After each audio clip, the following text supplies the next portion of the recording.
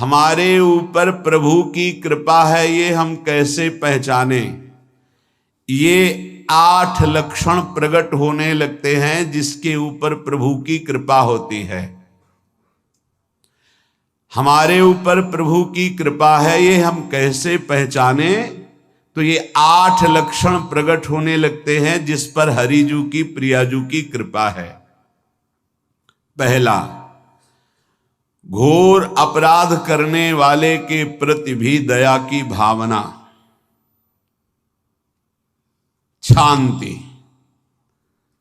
पहला लक्षण है। भाव में भी पहले शांत भाव है। हमारे ऊपर श्री हरिजू की कृपा है, इसकी पहचान ये 8 लक्षण।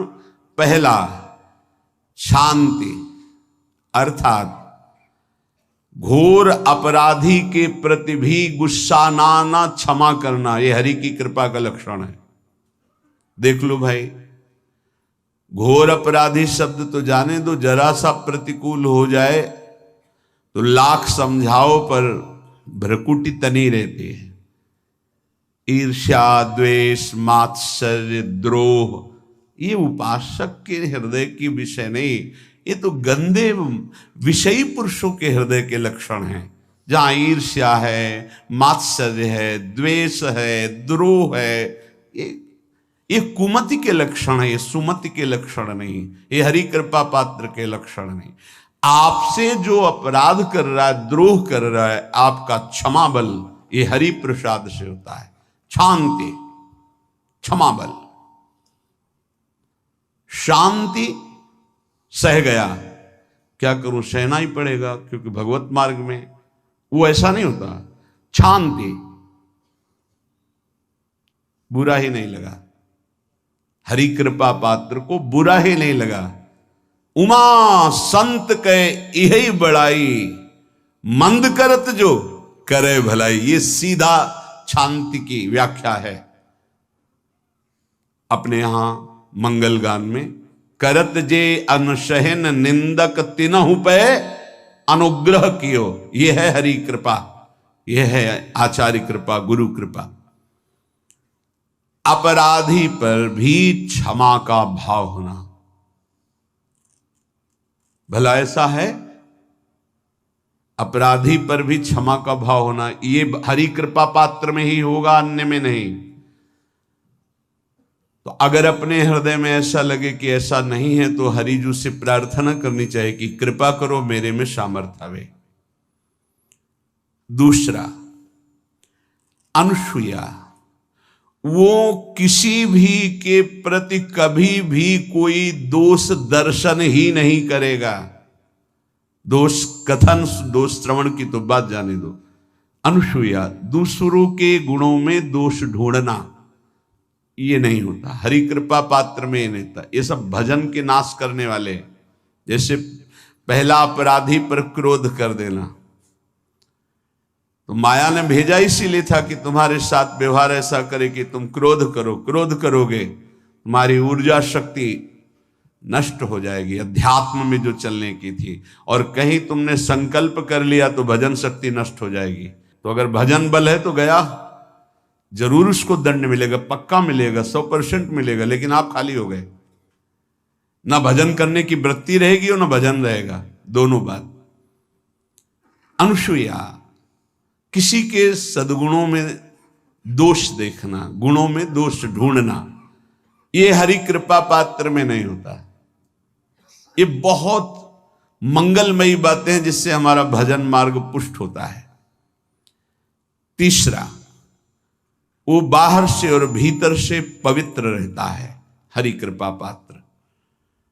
शौचाचार का ज्ञान होना चाहिए, वस्त्र आपके पवित्र होने चाहिए, ये बाहरी जल रज आदि के द्वारा बाहरी पवित्रता, और निष्कपटता, निश्चलता, सत्य भाव, ये अंदर की पवित्रता है। अगर कपट है, छल है, असत्य है तो हृदय मलिन रहता है। भीतर और बाहर से पवित्र रहना, इसमें खास बात क्या है? भीतर और बाहर से पवित्र रहने में, भीतर और बाहर से सदैव पवित्र कौन रह सकता है? तो बोले जो पुंडरीकाक्ष भगवान श्री हरि का प्रियाजू का स्मरण करता रहता है वो शवायाभ्यंतर शुचि, वो बाह्य और अभ्यंतर दोनों से पावन रहता है। तीसरी जो कृपा का लक्षण है अर्थात वो सदैव भगवत चिंतन परायण, शौचाचार का पालन करने वाला, बाहर और भीतर से हरि कृपा पात्र पवित्र रहता है। लघु शंका में जल पात्र में रखा जाता है, जनेंद्रिय को पवित्र किया जाता है, फिर हाथ रज से धो के, फिर कुल्ला करके, आचमन करके, पैर धोकर, ऐसे पवित्र आचरण, ऐसे पशुवत व्यवहार ठीक नहीं। कुछ लोग ऐसी गलती करते हैं कि जिसमें शौच हुआ जाता है उसी में बैठकर लघु शंका करते हैं, तो सारे वस्त्र, पूरा शरीर अपवित्र हो गया आपका। अब तो अटैच बाथरूम की व्यवस्था माया ने कर दी है। हमें लगता है कि शौचालय अलग होना चाहिए और स्नान गृह अलग होना चाहिए, थोड़ा ही चाहे भेद हो, अंतराय होना चाहिए पवित्रता के लिए। अब ये शौचालय है, यही स्नान करना है, यही लघु शंका करनी है, तो पवित्रता का निर्वाह नहीं हो पाता। यदि जिस उस जगह आप शौच करते हैं, जो बैठकर उसी पे बैठ के लघु शंका करते हैं, तो आपको पूरा वस्त्र सहित स्नान करना चाहिए पवित्रता के, तभी बुद्धि भ्रष्ट हो जाती है। आपको मंत्र का निरंतर चलना ये कठिन पड़ जाएगा। पवित्रता का निर्वाह करो। देह राग मिटने के बाद एक स्थिति आती है, अवधूत स्थिति, उसमें फिर शरीर की पवित्रता का कोई संबंध नहीं रह जाता। पर अभी तो संबंध है ना देह भाव से, तो बहुत हो से लघु शंका ऐसे करें कि आपके पैरों में, वस्त्रों में छिट्टी ना पड़े, पवित्र रहें। हर समय हमें पवित्र मंत्र जपना है, नाम जपना है, श्री की सेवा में रहना है। बहुत जल्दीबाजी खड़े खड़े लघु शंका की, छिट्टियां पड़ रही, बस ऐसे चल दिए, वो पशुवत आचरण भगवत मार्ग में नहीं चल पाओगे। वो अंदर तुम्हारे व्याकुलता पैदा करता रहेगा, भोगों की, संसार की। शौचाचार का बहुत बड़ा फल है, शरीर राग छूट जाएगा। ये बात समझ लो, शरीर राग छूट जाएगा। शरीर संबंधी पवित्रता शरीर राग छोड़ा देती है, आंतरिक रहस्य है ये। चौथा, ऐसे कार्यों का अनुष्ठान न करें जिनमें हमारा भजन छूटता है, जिनमें सत्य छूटता है, जिनमें भगवत भाव छूटता है। जैसे आपके ऊपर कृपा हुई, आप भगवत मार्ग में चल रहे हैं, अब आप ऐसे संसारिक कार्यों का अनुष्ठान कर रहे हैं जिनमें आपकी चित्तवृत्ति बिल्कुल भगवत विमुख हो रही, तो जीवन का लाभ क्या होगा? लाभ तो है भगवत स्मरण सहित। इसी की मानो टीका है, छठदम शील बिरत बहु कर्मा, निरत निरंतर सज्जन धर्मा। शीलवान और ऐसे कर्मों से विरत जिनसे भगवत विस्मरण होता है, जो सज्जन पुरुषों के द्वारा धर्मानुष्ठान होते हुए उन्हीं का अनुष्ठान, ऐसे कर्मों में ना जाए जिससे भगवत विस्मरण होता है। जैसे कल एक ने प्रश्न किया कि मैं खाता तो नहीं हूं लेकिन मांस की दुकान में मांस बेचता हूं, होटल आदमी, क्या उचित है? ये उचित कैसे हो सकता है? तुम और भी तो व्यापार कर सकते हो। जरूरी है धर्म का पालन करने की इच्छा करते हो, धर्म आचरण करते हो, ऐसा नहीं। तो विरत बहुकर्मा, उन कर्मों से हमें विरत रहना है जो हमारे धर्म के विरुद्ध है, जो भजन के विरुद्ध है। हरि कृपा पात्र ऐसे कर्मों का अनुष्ठान कर ही नहीं सकता। और शारीरिक श्रम इतना जिससे हमारा भजन का तार ना टूटे। जब भजन का अभ्यास किया जाता है तो हर कार्य को सुचारू रूप से करते हुए एकाग्रता भजन में रखी जाती है। हम वो कार्य जल्दी से कर ही नहीं सकते जिसमें भजन छूट जाए और कार्य पूरा हो। नहीं, हम कार्य करेंगे, हमें छोड़ दीजिए, हम अपने चिंतन से युक्त होते बिल्कुल कार्य करेंगे। जैसे कई साधक हैं, उपासक हैं, बड़े अच्छे उपासक हैं, उनको आप कार्य दीजिए कि आप पानी गर्म कर दीजिए, पात्र बहुत सुंदर साफ होगा, पानी बहुत गर्म, लेकिन आप कह दीजिए कि 5 मिनट में गर्म करके ले, तो उनसे असंभव नहीं होगा, छोड़ दीजिए उनको आप। वो मतलब ऐसा कार्य करेंगे प्रशंसनीय, पर वो समय से, उनका एक सिद्धांत है, बहुत अच्छा लगता है। और अपने को पता है इससे जल्दीबाजी नहीं होनी, पात्र मार्जन करना है, छोड़ दीजिए आप उसको, टोकिएगा नहीं। आप जल्दी मांझ के, उससे नहीं होने वाला। वो तनिक भी दोष नहीं रहने देगा पात्रों में, पर समय दीजिए, आराम आराम शिव कर। हमें अच्छा लगता है, भगवत चिंतन परायण उपासक की यही वृत्ति होती है। पोछा लगाना है, बिल्कुल बढ़िया लगेगा, लेकिन आपको सर से घुमा दे वो ऐसा नहीं होगा। आप छोड़िए और जाइए, हटिए, और वो अपने ढंग से लगाएगा और एकदम क्लीन करके। यही उपासक का लक्षण होता है। जो कार्य करेगा सांगोपांग करेगा, पर वो बहुत मस्ती से होगा, क्योंकि उसका भगवत चिंतन चल रहा है।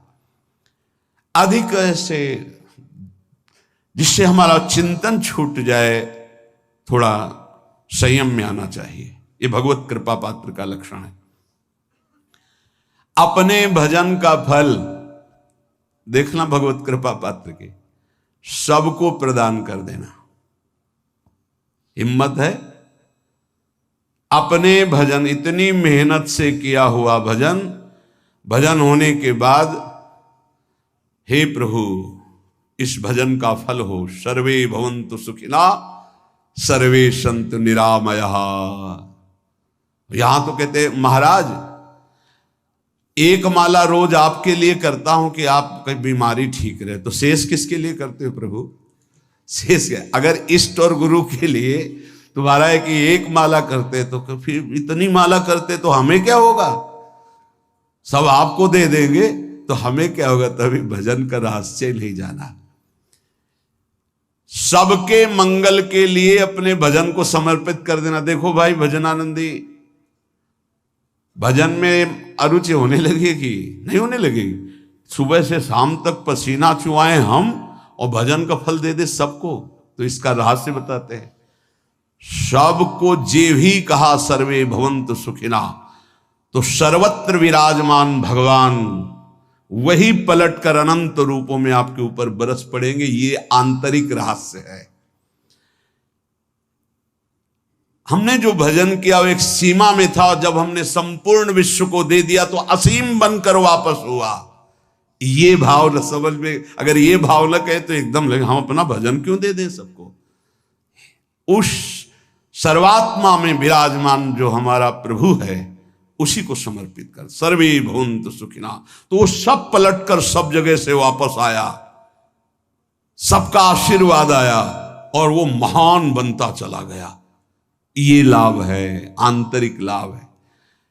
अगर तुम्हारा भाव ऐसा न बनता हो तो आप प्रभु को तो अर्पित करते ही है ना, तो वही प्रभु सब में विराजमान है। ऐसा भाव करके सर्वात्म स्वरूप भगवान को हमारा भजन समर्पित है। सब रूपों में प्रभु विराजमान है।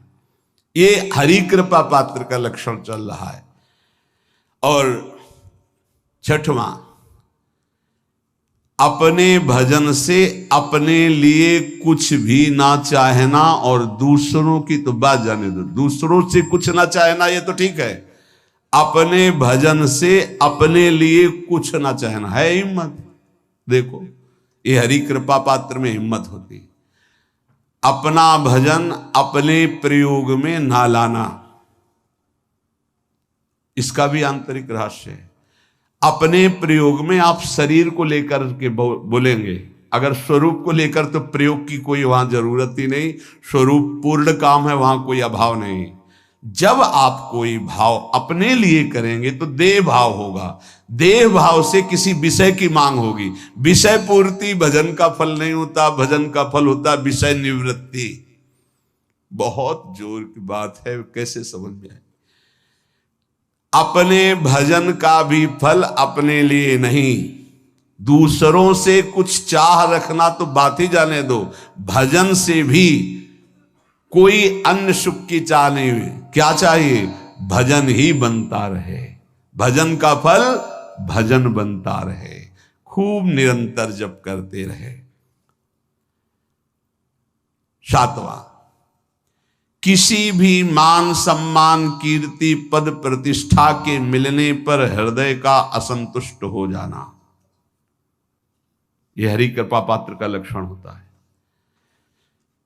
प्रणाम नमस्कार जय हो तो हृदय में असंतुष्ट हो जाना चाहिए। कोई किंचन मात्र अभिमान न उदय हो जाए। प्रभु बचाओ, ये माया की चकाचौंध से बचा लो नाथ। कौन सा अपराध बन गया कि आपकी जय की जगह यहां हमको ऐसा सुनना पड़े।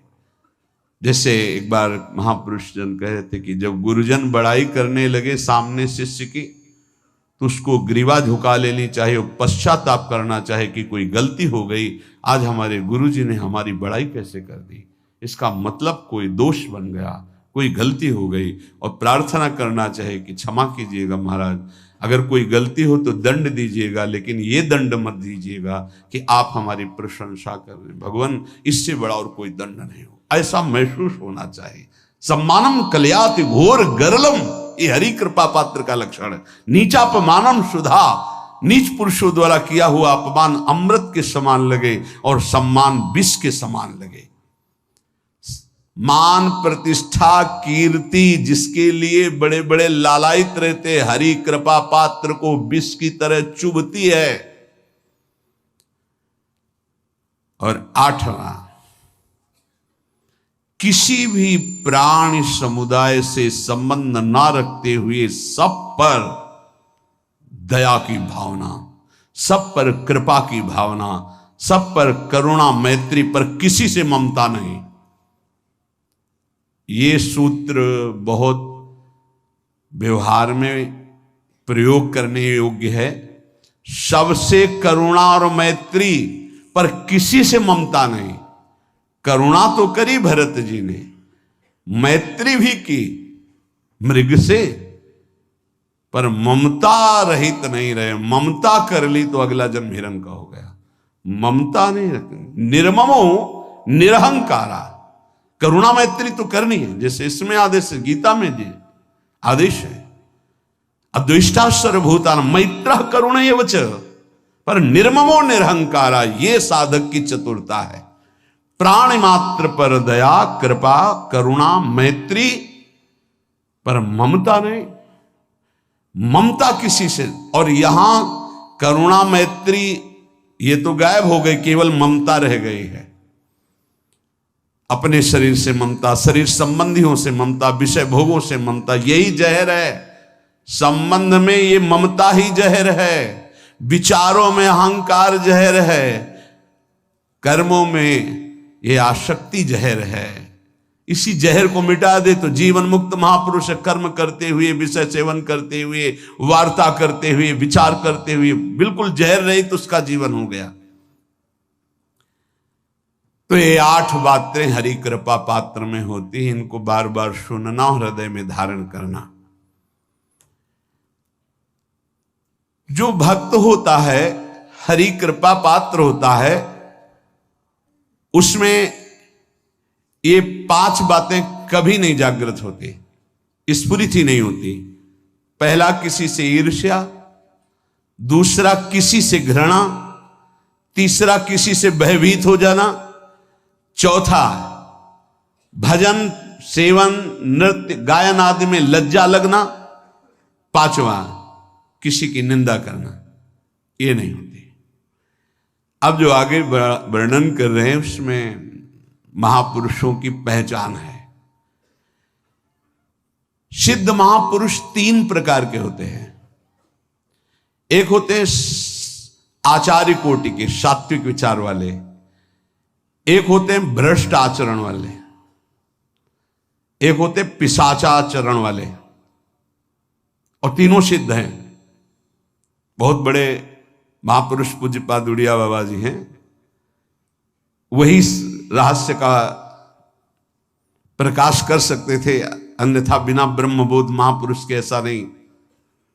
तीनों सिद्ध हैं, तीनों भगवत प्राप्त है। सात्विक आचार वाले, जो आचार्य कोटि के होते हैं, एक एक अक्षर शास्त्र मर्यादा के अनुसार चलने वाले, जैसा शास्त्र कहता वैसा उनके आचरण में दिखाई देगा, और वो उससे सिद्ध भगवत प्राप्त महापुरुष हैं, पर उनके आचरण तस्मात् शास्त्रम प्रमाणम थे। दूसरे भ्रष्टाचार, ऐसों को पहचान पाना बहुत कठिन होगा।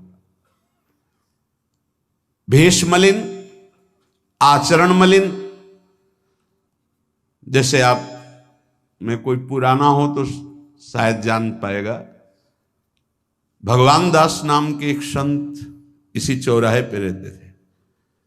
ये जो चौराहा है, कभी नंगे पड़े रहते थे, कभी वो पा रहे उनके साथ कुत्ता पा रहा है, कभी नाली का पानी पी रहे हैं, और भगवत प्राप्त महापुरुष थे। इसकी पहचान स्वयं की। कोई चाय रखने गया, उठा के ईंट मार दी, गाली दे दी, दौड़ पड़े, पकड़ पाए तो 10-5 घूंसे थप्पड़ मार दिए। ऐसा उनका व्यवहार था, भ्रष्टाचारण। हलवा कोई रख गया, खिचड़ी रख गया, कुत्ता खा रहा है, उसी के साथ वो खा रहे हैं। कभी गमछा लपेटे, कभी नंगे, सीधे प्रकृति का वार शरीर से सहते थे, बस चौराहे पे ही रहते थे। बहुत अगर गए तो ये राधा टीला है, बस इतना ही उनका था। राधा टीला से इधर, और इधर थोड़ा चढ़ाई जो है जहां पूज्य श्री चंद्रशेखर बाबा जी वास करते, उसके इधर, मतलब चौराहे के बस इतने में ही रहते थे 12 महीना, 20 साल उनको देखा। तो जब काशी से आए हुए थे तो उनको देखा तो उनकी दृष्टि से लगा कि ये स्थिति प्रज्ञ महापुरुष हैं, पर अपने को छुपाए हुए ऐसी लीला करें। पर उनके कुछ ऐसे आचरण थे जिनसे लगा कि इनकी, हमें लगता है, बुद्धि खराब है क्या, मतलब पागलपन का दौड़ा है क्या। ऐसे राधा रमन जी दर्शन करने गए तो जो पुंडरीक जी हैं इनके बाबा, वो उस समय थे, उनके पुत्र जो पुंडरीक जी के पिताजी, वो उनके सहयोग में, करुणा कृपा हुई उनकी, उन्होंने देखा। वो तो बाद में परिचय जाना उनका, हमें पता नहीं, तो बाद में परिचय। वो पीत वस्त्र धारण किए हुए वयोवृद्ध एकदम डलिया लाए, राधा रमन जी को निकाल करके अपने को प्रसाद मिला। तो सीधे राधा रमन जी की कृपा का अवलोकन करते हैं और परिक्रमा लगाना। एकदम संकल्प बना, कमंडल में 2 कुलिया रखी, ढक्कन से ऐसे ढक के, और बस मन में आया कि अगर वो बाबा हमसे आते हैं, हमारे कमंडल से कुलिया, सत्य, परम सत्य, कुलिया लेते हैं और पाते हैं और फिर रख के चल देते, तो मैं मान जाऊंगा कि प्रभु ये आपके धाम के सिद्ध महापुरुष हैं, आए हुए थे हम काशी से ऐसे। क्योंकि काशी में ऐसी लीलाएं देखी थी बड़े अवधूत कोटि के महापुरुषों को। आपसे सत्य कहते, वो पेड़ हट गया, रमण रेती में था, बीच रोड में था, चबूतरा बना था, वो ऐसे पड़े थे, वहां के हम बैठ गए, बिजली की तरह उठे, रफ्तार से आए, खड़े हो गए हम बिल्कुल, क्योंकि हमें पता था कि घूंसा और थप्पड़ इनका प्रसाद होता है। हम कहा उस समय, हम कहा अगर हाथ चलाएंगे तो पकड़ लेंगे ना, बिल्कुल पोजीशन में खड़े।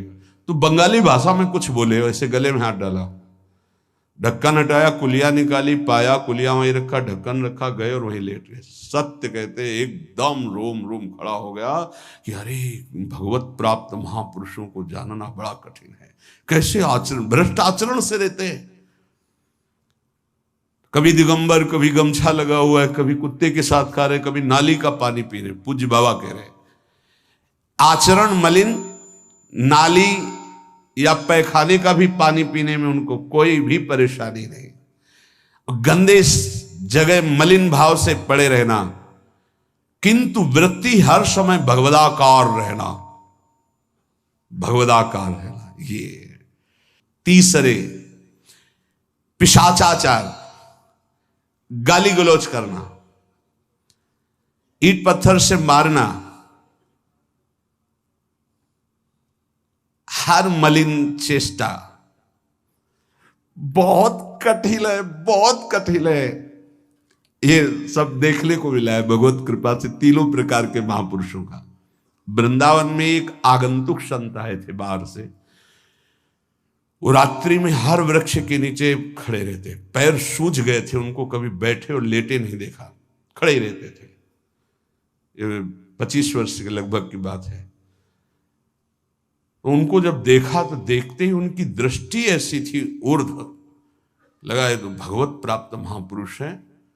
45 वर्ष की अवस्था हो, बस खड़े रहते थे, चरण उनके फट गए थे ऊपर से ऐसे खड़े खड़े। रात्रि में एक दिन हिम्मत की, बोलते नहीं थे वो, अरे लार बह रही है ऐसे गंदे कपड़े, तो महाराज जी आप कृपा करें। उस समय मदन टेर में कि आप आइए, तो सहज में से खड़े हो गए। तो आटे के 4 लड्डू हमें मिले हुए थे, तो उनका आप कृपा करके पाइए, पाले।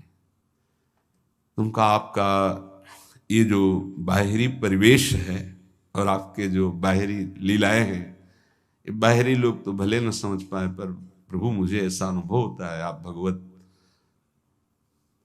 प्राप्त महापुरुष हैं। रो पड़े हो, कभी हमने उनको ऐसा नहीं देखा, रो पड़े। और उनका ये हमारे गुरुदेव की कृपा है। उनका कब से वृंदावन आप आए? बोले कुछ दिन हुए। बोले वृंदावन की रज का प्रभाव कितना दिव्य है कि अब जाने का मन नहीं होता है। पर आप अब दोबारा हमसे मिलने की चेष्टा मत कीजिएगा, कभी दूर से देख लीजिएगा, पर आप कभी मिलिएगा नहीं। आप भक्त हैं इसलिए आपसे संभाषण कर लिया।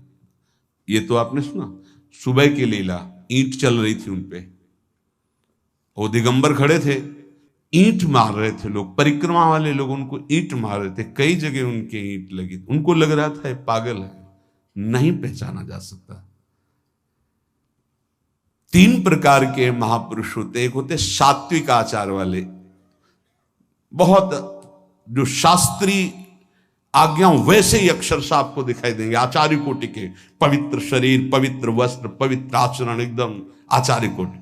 दूसरे एकदम भ्रष्ट आचरण, समझ ही नहीं सकते आप। तीसरे पिशाच की तरह, समझ ही नहीं सकते उनको। अब लाभ होता है केवल पहले वाले से, सात्विक तस्मात् शास्त्रम प्रमाणम थे, इससे जनता का लाभ होता है।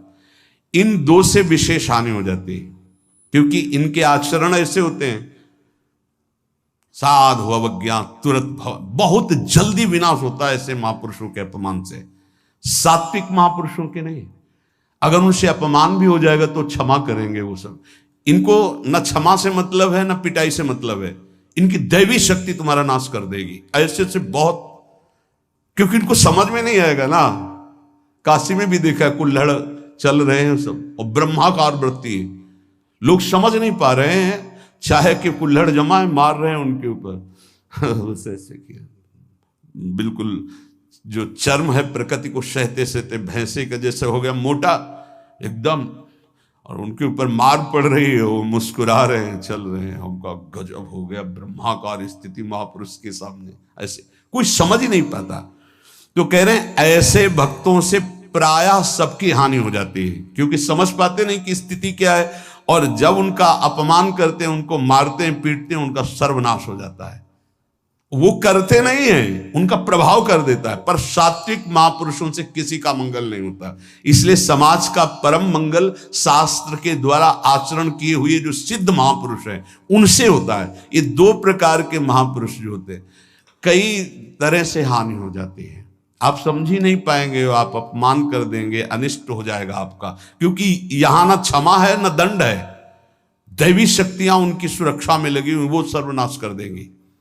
इसलिए बाबा परिचय बता रहे कि अगर तो इनको पागल न समझा जाए। ये प्रायः जैसे एक बार बताया था कि हरगोविंद जी के पांडाल में रास हो रहा था, एक दिगंबर महापुरुष आए और वो ऐसे खड़े थे पीछे से, चूंकि आरती करने के बाद पीछे राधा वल्लभ जी की गए तो पीछे ही खड़े होना था, तो बिल्कुल पास बूट पहने हुए मारा लात पीछे से, वो मुभरा गिर गए।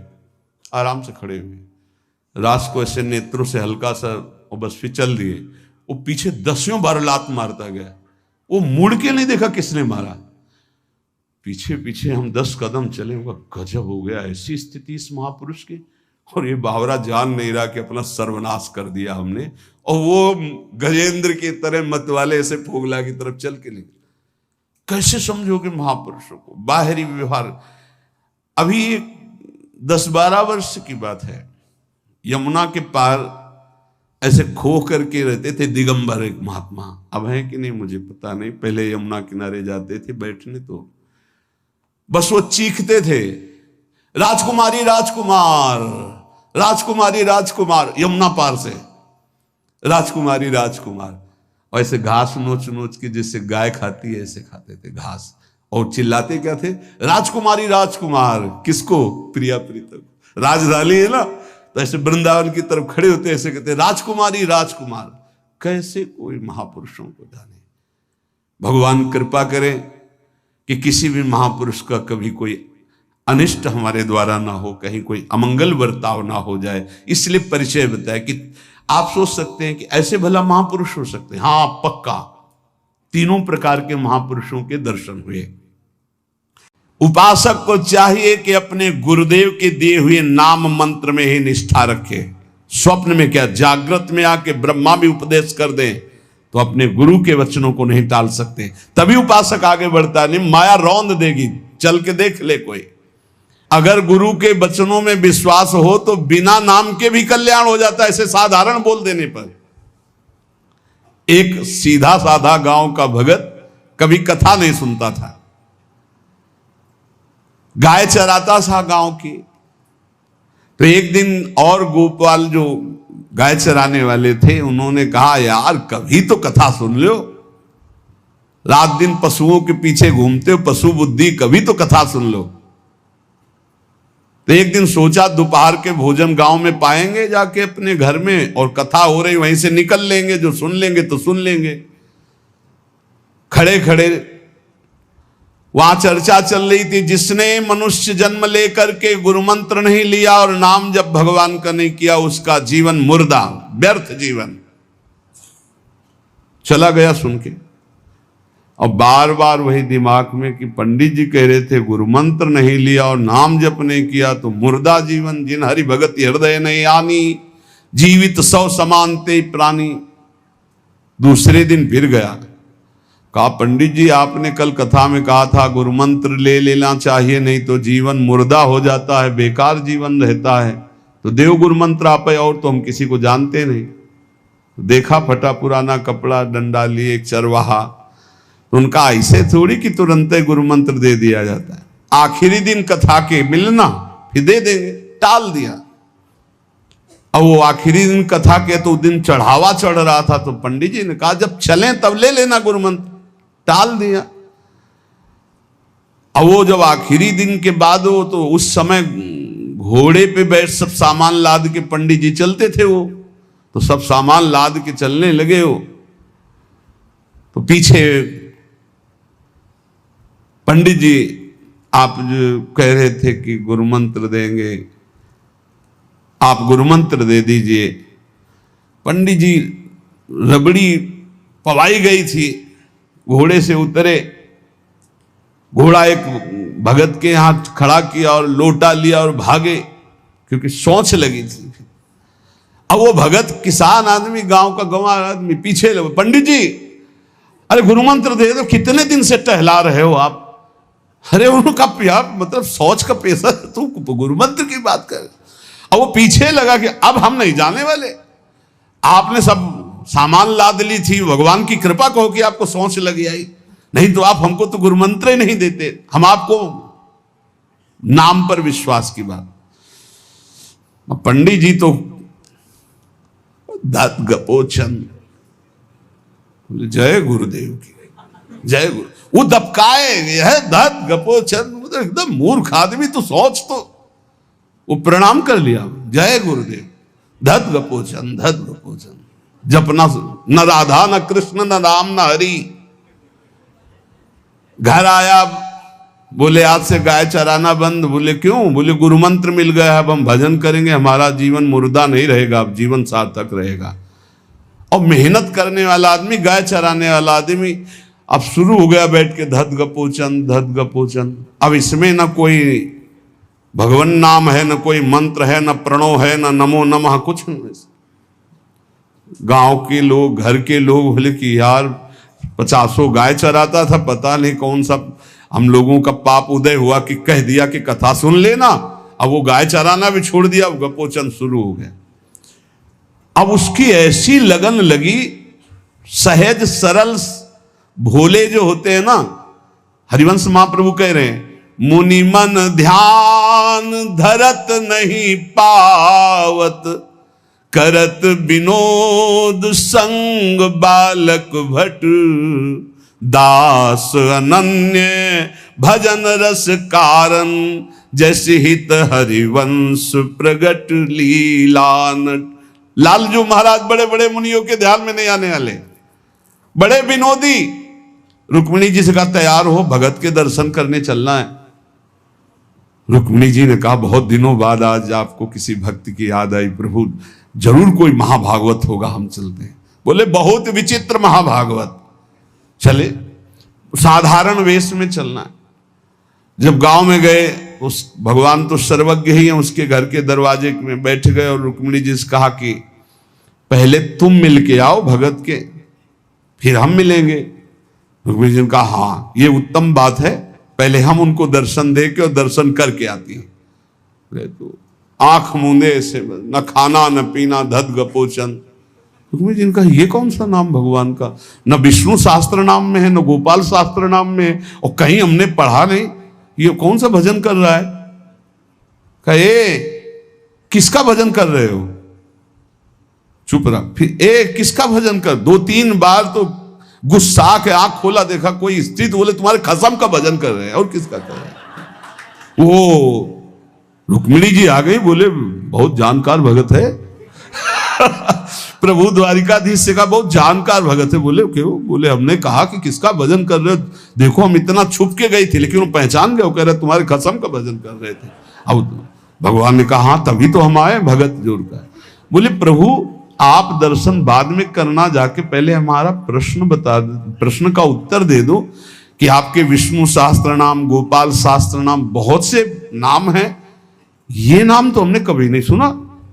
भगवान ने कहा ये नाम हमको तो बहुत प्यारा है। बोले आपको कब, मतलब ये कब कैसे नाम रखा गया।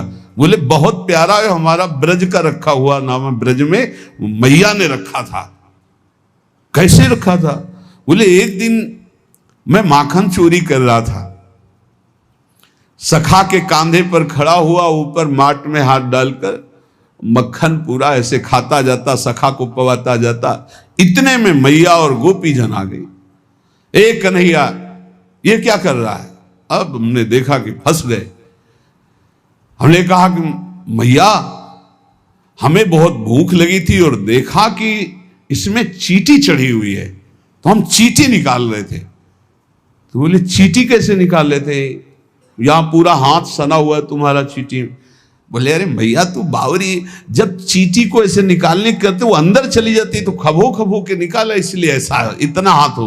बोले यहाँ मुंह में भी जब तुम्हारे मक्खन लगा, एक मक्खी बार बार उड़ रही थी तो हम ऐसे मारा तो पूरा मुंह में मक्खन लगा। भैया ने कहा धत गपोचन।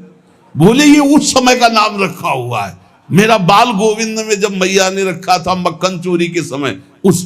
अब आप विचार करके देखो, भगवान का साक्षात्कार गुरु वचनों पर विश्वास होने पर साधारण शब्द बोला तो भगवान तो सर्वलोक महेश्वर सर्वज्ञ, उनके सब अक्षर, जैसे हर अक्षर में आ विराजमान है, का खा गा घा आ, ऐसे ही सब अक्षरों में ब्रह्म विराजमान है। फिर राधा नाम तो स्वयं हरि जपते हैं, और राधा नाम तो परम प्रेममय है और बड़ा गुह्य है। विश्वास करके जब वो धदगपोचंद जपा तो रुक्मिणी द्वारिकाधीश भगवान दर्शन देने आ गए, और तुम विश्वास करके राधा राधा जपोगे तुम्हें नहीं प्राप्त हो जाएगा। अरे यही राधा स्वयं भगवान हरि जपते हैं।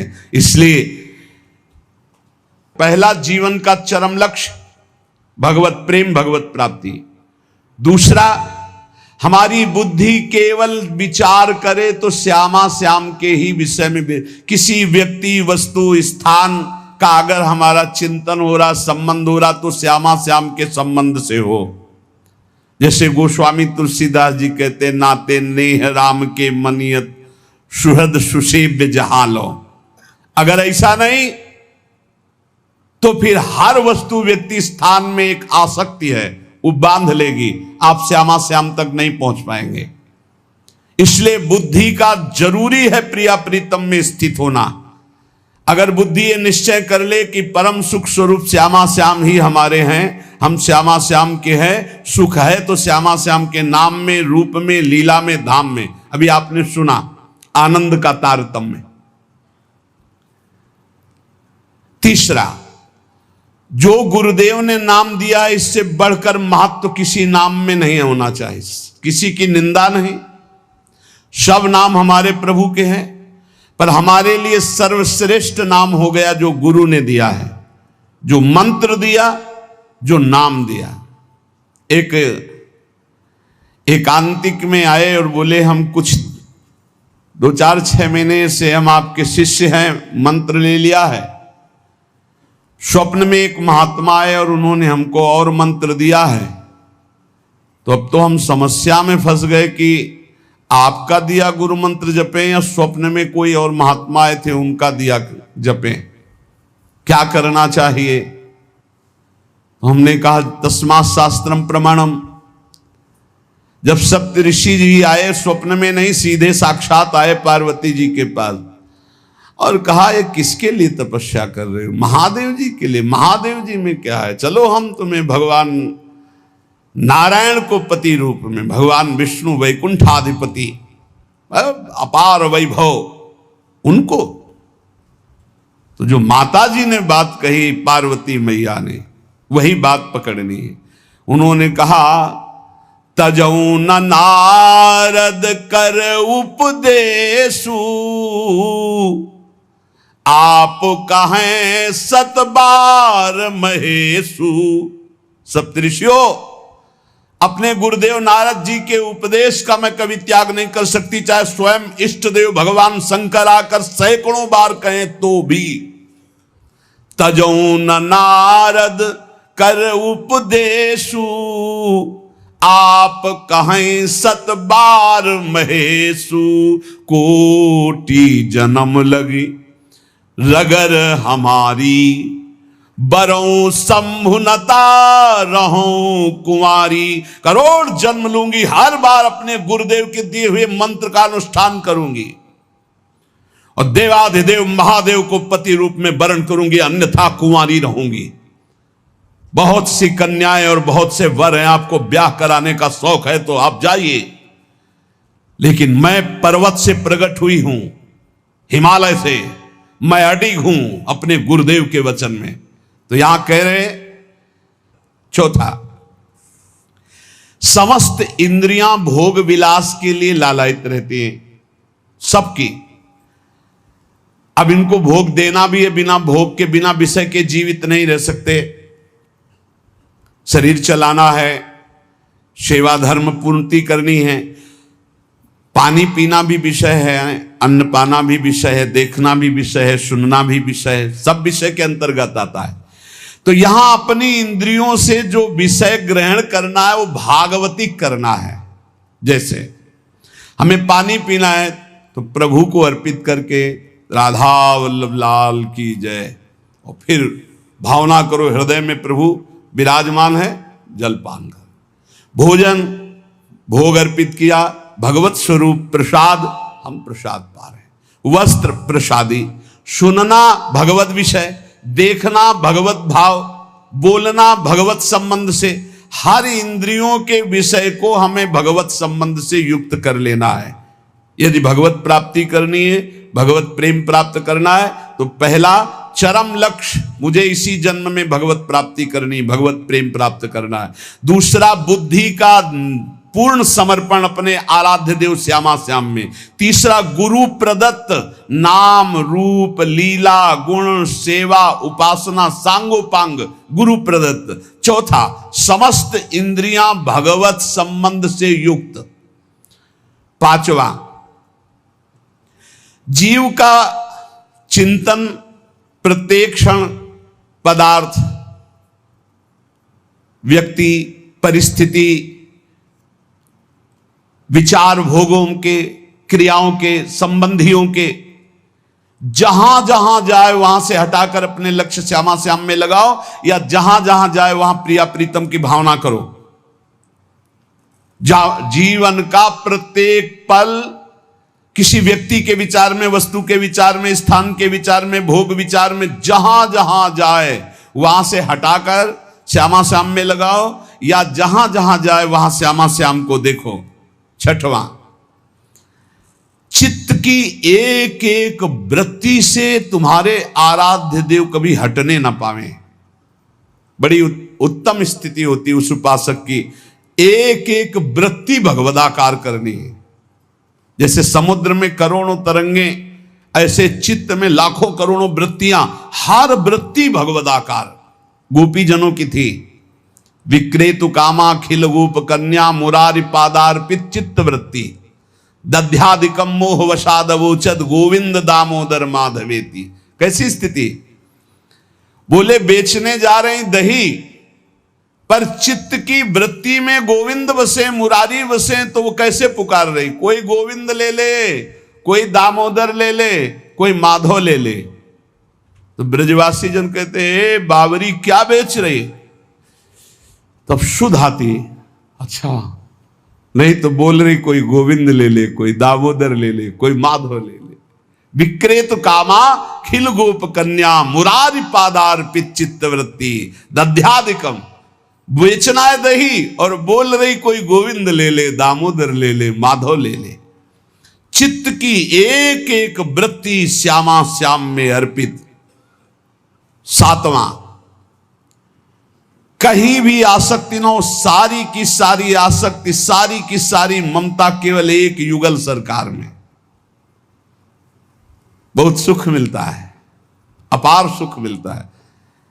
जिससे प्यार होता है, अपनापन होता है, उसकी बात सुनने में सुख मिलता है। अरे वो दिशा अच्छी लगती है, वो दिशा अच्छी लगती है। जिधर अपना प्यारा बसता है ना, वो दिशा अच्छी लगती है। उधर से आई हुई वायु ऐसा लगता है प्यारे का आलिंगन हो रहा है। अभी वो प्रेम जागृत नहीं हुआ, इसलिए उस एरिया को कोई आ जाए, अच्छा आप उधर से आए, जहां अपना प्यारा बसता है उस क्षेत्र का कोई आ जाए तो ऐसा लगता है प्यारा मिल गया। उधर की वायु आ जाए तो प्यारा है। जहां प्रीतम जी देश की प्यारी लागे पौर, जिधर प्रीतम बसते उधर से यस्या कदापि वसनांचल खेलनोत। जिधर हमारी प्यारी जो प्यारे जो, नाम में अपार सुख तब अनुभव आएगा जब आसक्ति हो जाएगी। अभी आसक्ति अन्यत्र है, नाम में आसक्ति तो है नहीं। तो एक उपासक, ये मुझे नाम जपने में श्रद्धा नहीं हो रही, बिल्कुल ना हो, आप चिंता मत करो। भाव शब्द समझिए, कुभाव अनख आलसहु नाम जपत मंगल दिशि दसहु। भाव से जपो, कुभाव से जपो, मन लगे या ना लगे तुम्हें फल मिलेगा, पक्का मिलेगा, मंगल दसों दिशाओं में होगा। विश्वास करके जपो तो, और एक दिन जब स्वाद लग जाएगा तब आप भी ऐसे ही बोलोगे जैसे बड़े बड़े संत महापुरुष बोलते हैं, नाम जीवन, नाम सर्वस्व, नाम ही हमारा प्राण धन।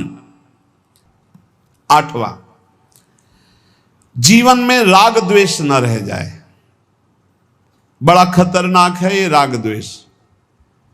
अगर किसी से राग है तो बड़ा सूक्ष्म होता है राग का धागा, और वो जब हमारे ऊपर संकट आएगी, विपत्ति आएगी, या तो वो धागा दिखाई देता कि अभी वो है ना। द्रौपदी जी को पहले श्री कृष्ण याद नहीं आए, 5 महारथी पति है अतिरथी, वो याद आए, फिर भीष्मादि याद आए, फिर अपनी भुजाओं का बल, फिर दांतों का बल, और जब निर्बल तब महाबल। सुनेरी मैंने निर्बल के बल राम, महाबल प्रभु श्री कृष्ण का तब जागृत हुआ। ये राग बहुत खतरनाक है, किसी से राग ना करें। यही राग जब प्रियालाल के चरणों में अर्पित हो जाता है तो अनुराग कहलाता है। जब शरीर भोग, शरीर संबंधी, यही बहुत फंसाव वाला जन्म मरण चक्र का मूल यही राग है। और जब इसमें बाधा पड़ती तो द्वेष हो जाता है। द्वेष बहुत खतरनाक है। भजन कर रहे हैं, कई वर्ष पहले किसी ने कुछ कहा, याद आ गया और जलने लगा हृदय, उसकी पूरी सामने झांकी है, भजन कर रहे हैं प्रभु का, और झांकी है उस द्वेष जिससे हुआ है और हृदय जलने लगा, या कभी वो सामने पड़ गया तो देखकर जल, द्वेष ना होने पावे। अजात शत्रु ते सदा, भक्त अजात शत्रु होता, एक भी पूरा सृष्टि में शत्रु ना होने पावे। नवा, प्रत्येक परिस्थिति में अपने आराध्य देव के द्वारा दिया गया मंगल विधान है ऐसा मानना। एक बार हमने सुना था, उस समय किडनी का रोग प्रकाशित नहीं हुआ था, कि असाध्य रोग भगवान की विशेष कृपा से प्राप्त होता है। तो साधन पर उस समय जोर था, तो डर लगा कि असाध्य रोग कृपा कैसे हो सकती है, ना साधन में बैठ सकते हैं, पीड़ा रहती होगी तो भजन भी नहीं हो सकता, तो ये कृपा कैसे हो सकती है असाध्य रोग। लेकिन सच्ची आपसे कहते हैं, साधना हो रही थी भगवत मार्ग में जैसा कुछ, लेकिन शरणागति में कमी थी, क्योंकि साधन पक्ष में विश्वास बहुत जोर का था। शास्त्र प्रमाणित साधन के बल से भगवत प्राप्ति पर विश्वास हमें था। कृपा शब्द का हमारा कोई परिचय नहीं था, कृपा शब्द से हमारा कोई परिचय नहीं था। पक्का समझ लीजिए, क्या कृपा शब्द, ये तो शब्द ही नहीं था, बस साधन शब्द से परिचय था। अपनी इंद्रियों को बस में करो, मन का निग्रह करो और भगवान का निरंतर भजन करके परम पद प्राप्त करो। हर समय अपने साधन में लगे रहो। जब किडनी फेल हुई, साधन शब्द हटा, अब हाहाकार मच गया अहंकार में। अब क्या, फिर जो अहंकार शरणागत हुआ, फिर बात बन गई जो करोड़ों जन्मों की साधना से नहीं बनती, वो इस असाध्य रोग ने काम बना दिया। कह रहे हैं कि प्रत्येक परिस्थिति में पूर्ण कृपा, पूर्ण मंगल विधान देखना, ये नवा सूत्र है। जैसी भी परिस्थिति आवे, चाहे जितना विकराल रूप लेकर के आ जाए परिस्थिति, कृपा ही कृपा, कृपा ही कृपा, सच्ची मानना, परिणाम में देखना बड़ा मंगल, बड़ी कृपा होगी। 10वां, प्रेम प्राप्ति के मार्ग के पथिक का जीवन बड़ा विनयमय, बड़ा विनम्र, बड़ा संयमी, सदाचारपूर्ण, त्यागमय और शांत सुख स्वरूप, प्रेमी महात्मा का ये स्वरूप। बड़ा विनम्र जीवन, बड़ा विनयमय जीवन, बड़ा संयमित जीवन, सदाचारपूर्ण और त्याग रूप। त्याग की चेष्टा नहीं हो, त्याग रूप ही है। प्रभु के सिवा उसे कुछ अच्छा नहीं लगता। कुटुंब देहते जाए छूट सब ही विधि ना तो। और अद्भुत शांति, अद्भुत शांति, कोई भी द्वंद आ जाए उसे अशांत नहीं कर सकता। 11वां, श्री राधा माधव के नित्य नूतन परमानंद प्रदान करने वाले पदों का गायन, उनकी सेवा, उनके प्रेमी जनों के दर्शन संभाषण, तब ऐसे प्रेमानंद की तरंगे हृदय में उछलती रहती है जिससे लीला रस में उसका प्रवेश हो जाता है, तब उसका लीला रस में प्रवेश हो जाता है। इसलिए अपने जीवन को महाप्रेम में बनाने के लिए जो आप सत्संग में श्रवण करते हैं, ये बड़े सौभाग्य से श्रवण कथन का हमें प्रभु ने अवसर दिया है। हम इसे व्यर्थ न जाने दें, बार बार मनन करो। देखो भगवान की इतनी कृपा हो गई, ये यंत्र मोबाइल आदि जो है, अगर इनका सही प्रयोग करे तो ये बहुत सहायक है। एक बार सत्संग हो गया, जो पकड़ पाए नहीं, हम 10 बार सुनेंगे तब तो हम पकड़ लेंगे ना। तो 10 बार कैसे सुनते? अगर ये मोबाइल ना होते, ये यंत्र ना होते तो हम कैसे सुनते? बड़ी कृपा भगवान ने की। जैसे जैसे कलयुग हमारी स्मृति का अपहरण कर रहा है, तो भगवान के द्वारा प्रेरित होकर विज्ञान भी वैसी सहायता कर रहा है कि एक बार का सत्संग हमें पकड़ में नहीं आया तो हम 10 बार मोबाइल से सुन सकते हैं। बस हर चीज में गुण दोष है, तो मोबाइल के दोष को स्वीकार न करें। प्रपंच देखना, गंदी बातें देखना सुनना अगर शुरू कर दो तो दिन भर ही उसी में लग जाएगा। मतलब की बात देखो, संत महापुरुषों के सत्संग को सुनो और उसका मनन करो, उसको अपने आचरण में उतारो और एक क्षण भी नाम से विलग न रहो, जीवन का परम लाभ। शेष चर्चा आगे। श्री राधा वल्लभ लाल की।